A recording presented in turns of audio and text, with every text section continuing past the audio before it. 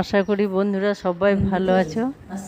আজ শুভ সকাল বললাম না, এখন সকাল থেকে অনেকটা সময় পরে কয়েকদিন ধরে সারবো বলছে, এই কাজটা করতে পারছি না, তাই আজকে এসছি। দেখো, স্নানের আগে একটু এই জায়গাটা পরিষ্কার করব, সেটাই তোমাদের সঙ্গে শেয়ার করছি।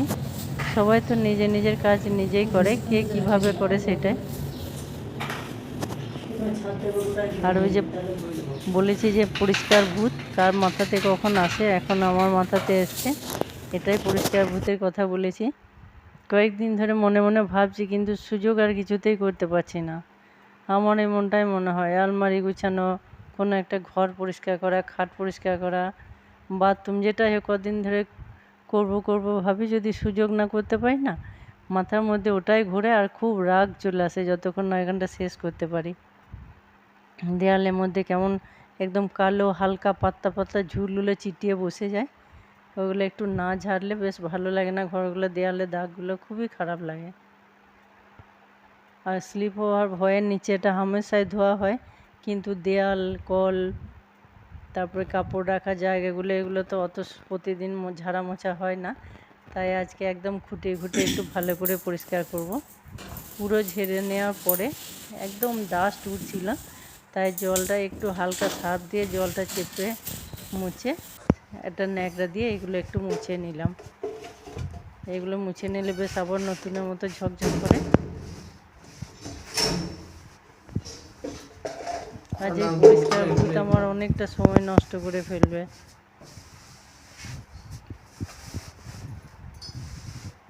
বন্ধুদের অনেকের মাথাতে এরকম পরিষ্কার ভূত নিশ্চয়ই ঘোরে।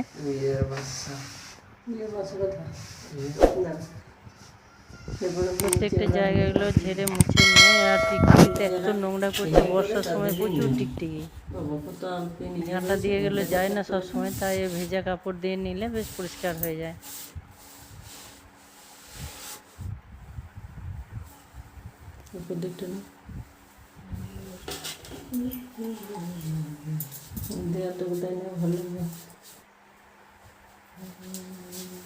যেদিন এরকম কাজ করি অনেক দেরি হয়ে যায় রান্না বসাতে, জল খাবার খেতে খুব ক্লান্তি লাগে, কিন্তু পরে যখন ওই জায়গাটা ব্যবহার করা হয় তখন বাস সব ভুলে যায়, খুব ভালো লাগে। দেখো কিভাবে প্রত্যেকটা জায়গা টিকটিকিতে একদম নোংরা করে রেখেছে।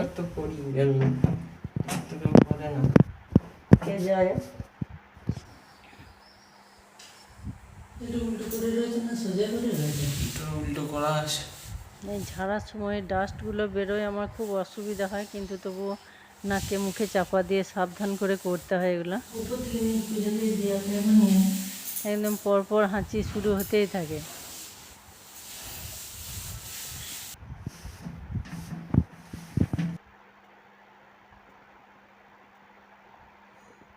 সাদাটা এই কারণে চয়েস করা হয়েছে যে সাদাতে অল্প নোংরা জমলে বেশ বোঝা যায়, আর তাই দেখে তাড়াতাড়ি পরিষ্কারটাও করা যায়। এবার এটাকে হারপিক দিয়ে বেশ একটুক্ষণ ঝাঁটা ব্রাশ বুলিয়ে ভিজতে দিলে, তারপরে ঘষে দিলে খুব ভালো পরিষ্কার হয়ে যায়। আমি হারপিকটা ব্যবহার করি, তাই এটা বললাম। তোমাদের যার যেটা ভালো লাগে তোমরা সেটা বেছে নিও।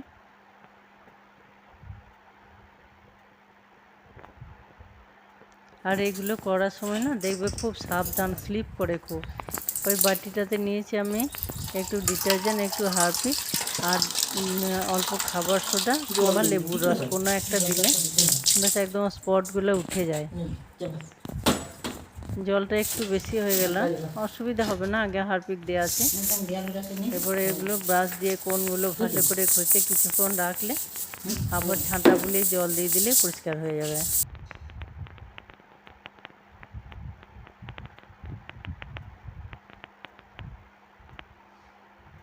ভেজা থাকে, একটু স্লিপ করার ভয়ে শুধু নিচেটাই পরিষ্কার করা হয় বেশিরভাগ।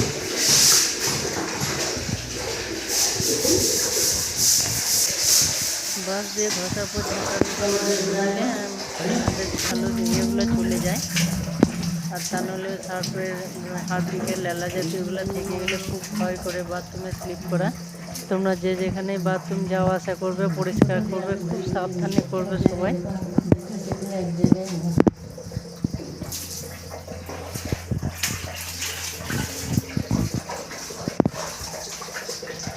মানুষ সুস্থ থাকাটাই জীবনের আসল জিনিস।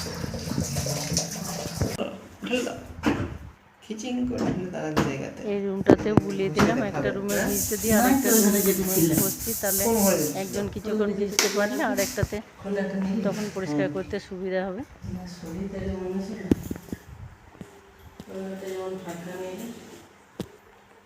দেখানোর মতো নতুনত্ব কিছু নাই, তবুও যে যেভাবে করে সেটাই একটু আলাদা টাইপের হয়।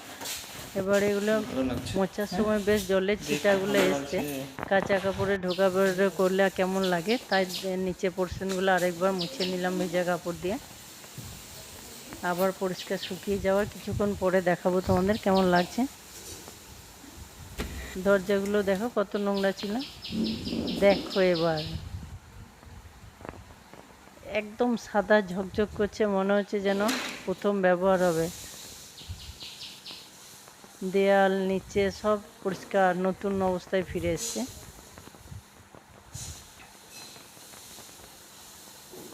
পরিষ্কার জিনিস ব্যবহার করতে সব সময় ভালো লাগে, কিন্তু পরিষ্কার রাখাটা একটু সমস্যা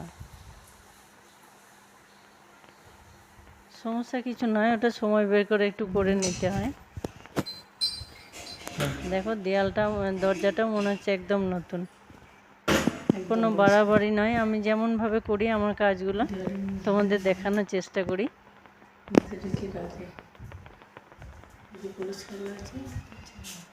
আজ এই পর্যন্তই, আবার দেখা হবে, টাটা।